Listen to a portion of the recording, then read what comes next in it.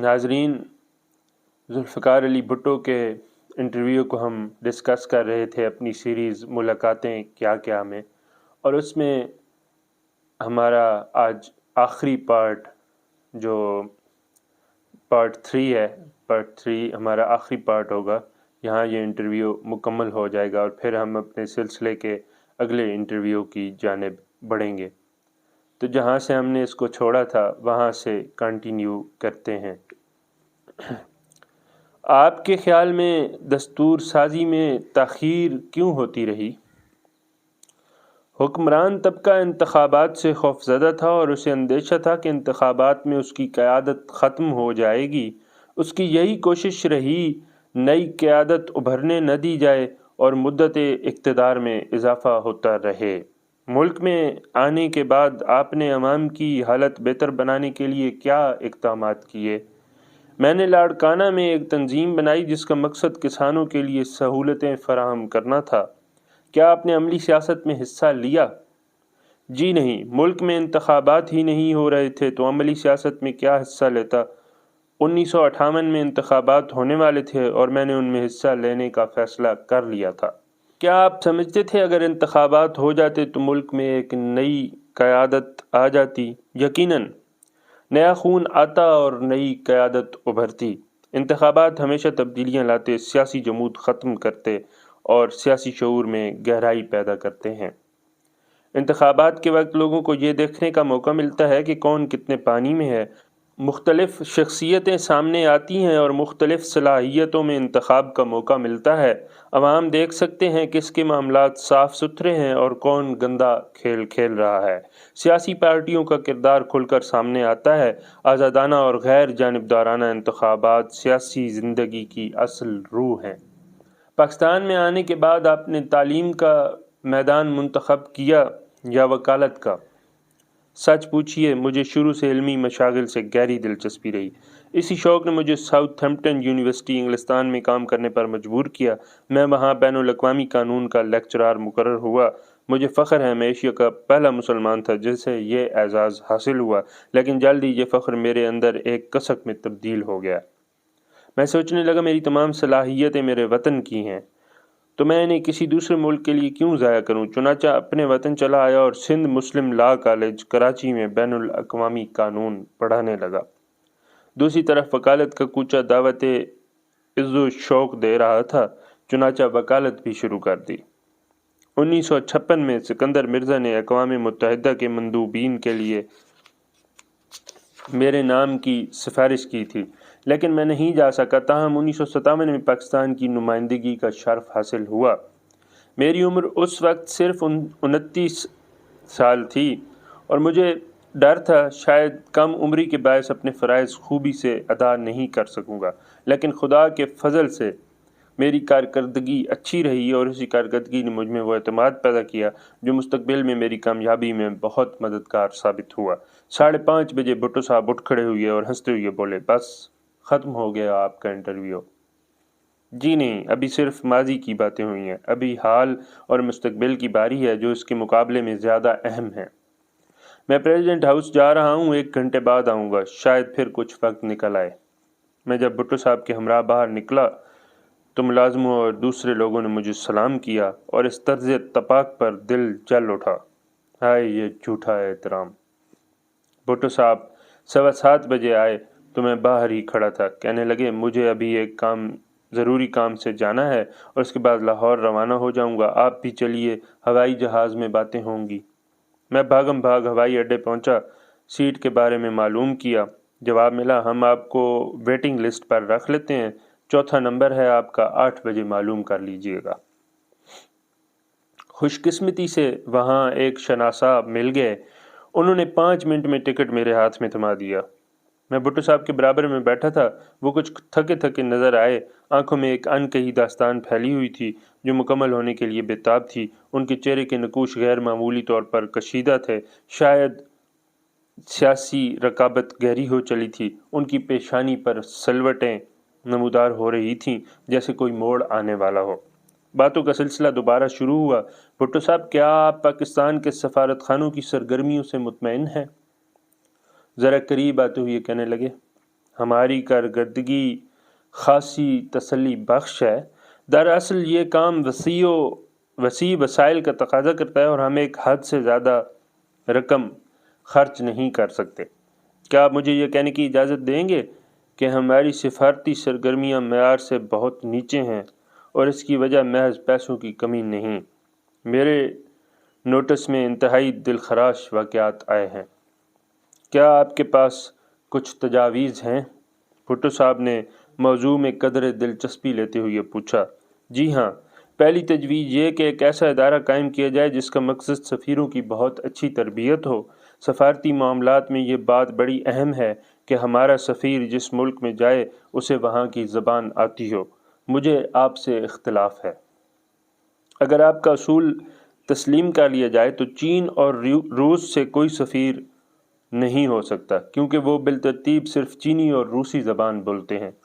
وہ بڑے ملک ہیں اور انہیں بین الاقوامی سیاست میں ایک ایسا مقام حاصل ہے جہاں زبان زیادہ اہمیت نہیں رکھتی، لیکن پاکستان تو نسبتاً چھوٹا ملک ہے۔ الطاف صاحب، یہ آپ کیا کہہ رہے ہیں؟ میں یہ نقطہ نظر تسلیم کرنے کے لیے تیار نہیں کہ پاکستان ایک چھوٹا ملک ہے۔ پاکستان اپنی صلاحیتوں کے اعتبار سے بین الاقوامی سیاست میں ایک نہایت مؤثر کردار ادا کر سکتا ہے۔ ہمارا ملک عظیم ہے اور ہمارے عوام عظیم ہیں اور عزائم بھی عظیم ہیں۔ بھٹو صاحب کا چہرہ متغیر ہو رہا تھا۔ میں نے ادب سے عرض کیا، میں یہ کہنا چاہتا تھا پاکستان کو ایک مؤثر کردار ادا کرنے کے لیے غیر معمولی تیاریوں کی ضرورت ہے اور ہمیں ایسے طریقہ ہائے کار سوچنے چاہیے جن سے زیادہ رقم خرچ کیے بغیر عمدہ نتائج حاصل کیے جا سکیں۔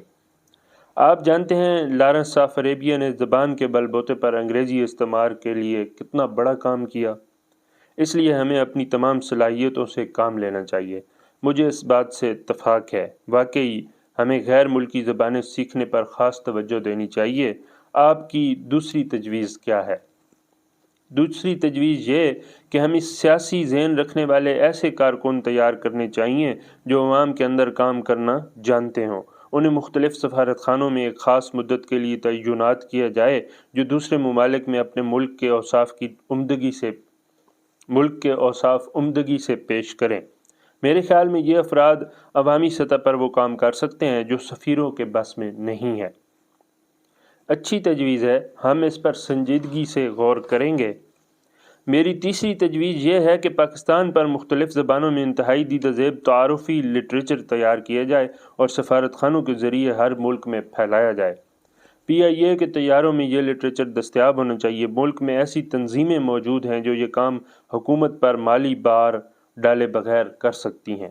اگر حکومت یہ تجویز پسند کرے تو اس کام کے لیے ادارہ اردو ڈائجسٹ اپنی خدمات پیش کر سکتا ہے۔ لٹریچر کا تعلق وزارت اطلاعات سے ہے، میں اس تک آپ کی تجویز پہنچا دوں گا۔ طیارہ ہوا کے دوش پر اڑا جا رہا تھا اور پرواز بے حد ہموار تھی، چنانچہ ہماری باتوں کا سلسلہ جاری رہا۔ میرے اس سوال نے گفتگو کا موضوع بدل دیا۔ اس تاثر میں کتنی صداقت ہے کہ اسلامی ممالک نے 65 کی جنگ میں ہماری مدد کی تھی۔ یہ ایک حقیقت ہے کہ وہ ہمارا بہت مضبوط سہارا بنے تھے۔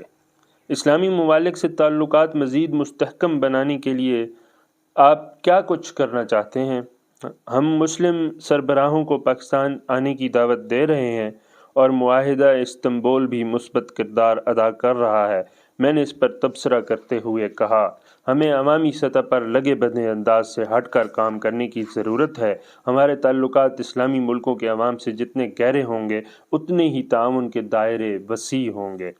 اس کام کے لیے ہمارے ملک سے ایسے علماء، اساتذہ اور صحافی منتخب کیے جائیں جو اسلامی دنیا میں پہلے سے معروف ہوں۔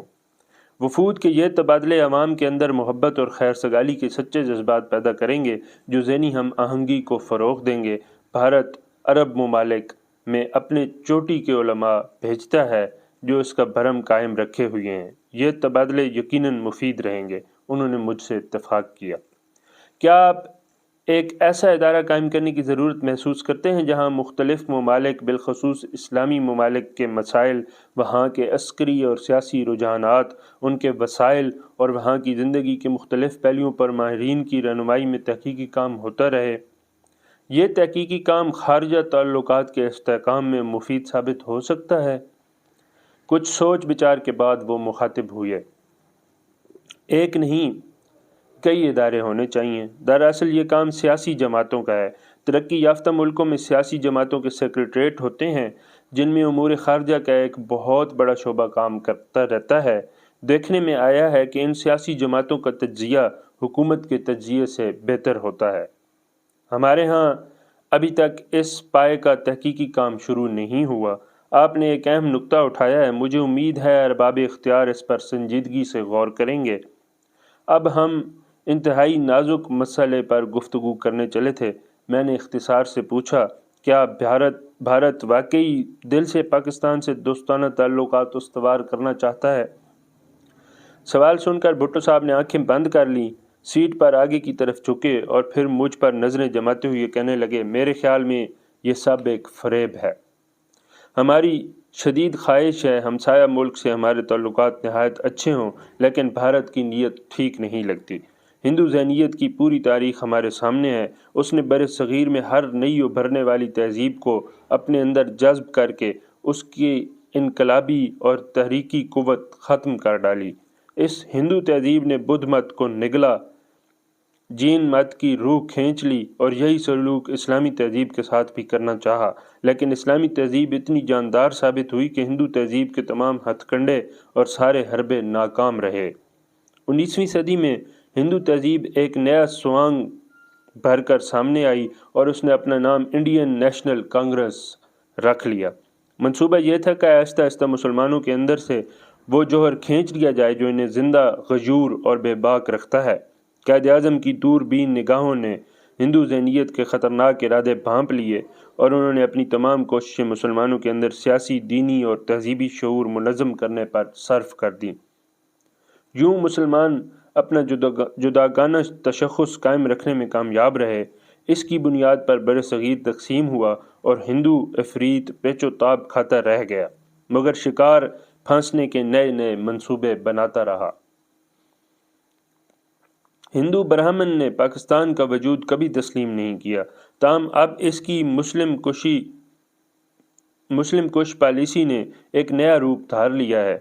ہندو سیاستدان تعاون اور دوستی کی باتیں کرنے لگے۔ ان کا مقصد پاکستان کی صورت میں ہندو تہذیب کے خلاف تعمیر ہونے والے قلعے میں شگاف ڈالنا ہے۔ ہم نے ان پر یہ حقیقت بار بار واضح کی ہے کہ تعاون صرف دو برابر ملکوں کے درمیان ہو سکتا ہے۔ تم جب تعاون کی بات کرتے ہو تو تمہارے پیش نظر پاکستان کی تسخیر ہے۔ ہم آج ایک فیصلہ کن موڑ پر کھڑے ہیں اور بہت جلد ہمیں ایک انتہائی نازک اور اہم فیصلہ کرنا ہوگا۔ ہم بھارت کے دام فریب سے اچھی طرح واقف ہیں اور تعاون کے نام پر پاکستان کا وجود ہرگز خطرے میں نہیں ڈال سکتے۔ ہم انشاءاللہ حق اور صداقت کی فیصلہ کن جنگ لڑیں گے۔ اگر بھارت نے ہمیں للکارنے کا ایک بار پھر ارتکاب کیا، ہمیں اپنی آزادی اور کشمیر کے 50 لاکھ انسان عزیز ہیں، ہمیں اپنی عزت اور اپنی تہذیب عزیز ہے۔ حالات بتا رہے ہیں ان کی حفاظت کے لیے ہمیں ایک بار پھر میدان میں اترنا پڑے گا۔ تقریباً سبھی استعماری طاقتیں بھارت کی پشت پناہی کر رہی ہیں، ایسے میں پاکستان کے لیے بہترین راستہ کیا ہے؟ میں نے قطع کلامی کرتے ہوئے پوچھا۔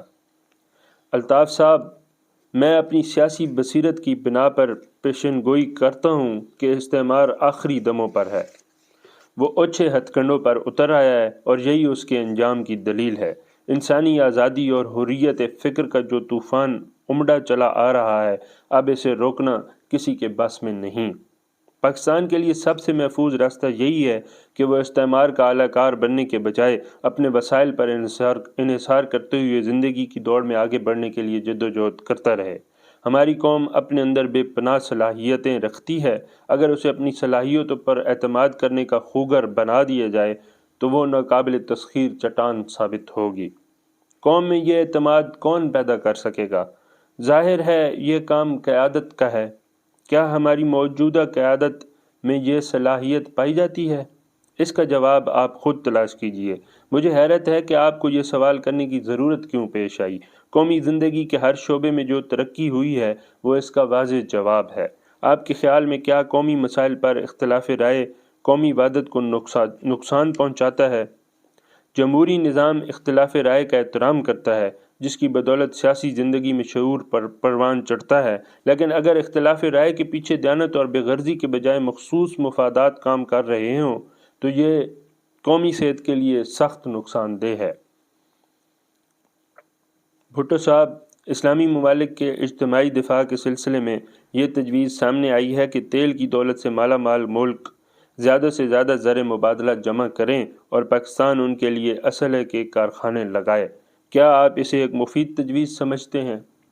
ہمیں اسلامی ممالک کا دفاع اور اتحاد بہت عزیز ہے، کیونکہ ان کے ساتھ ہمارا تعلق دینی اور روحانی ہے، اور یہ تعلق باقی تمام تعلقات کے مقابلے میں بہت مضبوط اور پائیدار ہے۔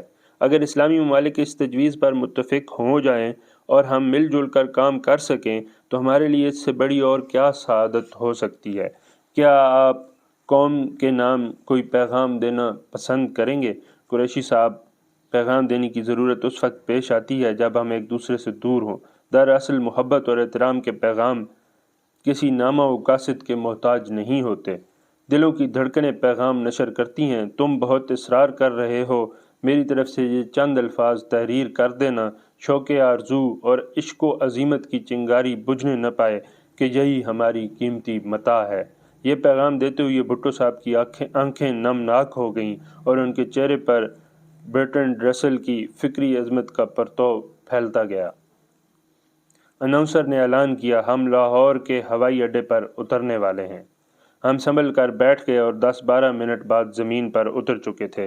آخری بار میں نے بھٹو صاحب کے چہرے پر نظر ڈالی، ان کی آنکھوں میں سوچ کے ڈورے مزید گہرے ہو گئے تھے۔ شاید وہ کوئی اہم فیصلہ کرنے والے تھے۔ وہ خدا حافظ کہہ کر VIP عمارت کی طرف چل لیے۔ خدا حافظ کی آواز آج بھی میرے کانوں میں گونج رہی ہے۔ ناظرین، یہ تھا ہمارا ملاقاتیں کیا کیا سیریز میں بھٹو صاحب کا انٹرویو، جو اپنے اختتام کو پہنچا۔ مزید اس سلسلے کے مزید انٹرویوز کے لیے ہمارے ساتھ جڑے رہیے۔ بہت شکریہ۔ اللہ حافظ۔